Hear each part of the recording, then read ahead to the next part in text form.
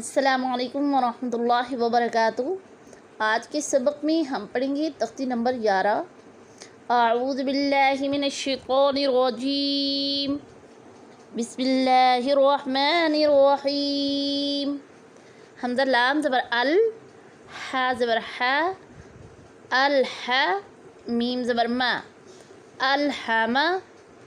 یہاں دیکھیں لام کے اوپر دال جیسی اس مڑی ہوئی شکل کو جزم کہتے ہیں، اور جس حرف پر جزم ہو اسے پہلے والے حرف سے ملا کر پڑھیں گے۔ حمزہ نون زبر ان، شین زبر شا، را زبر را، انشر۔ نون کے اوپر غنہ کریں گے، یہاں نون ساکن ہے اور اس کے بعد حروف حلقی حمزہ ہا، عین ہا، لام اور را کے علاوہ حرف آیا ہے، اس لیے یہاں پہ ہم غنہ کریں گے۔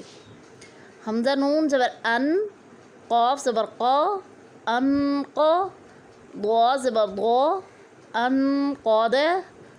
دال میم زبر دم، دال زبر دا، دم دا، میم زبر ما، دم دما۔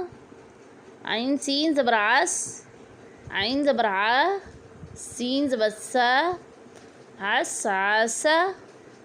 حمزہ عین زبر اع، با پیش بو، دال پیش دو، اعبدو۔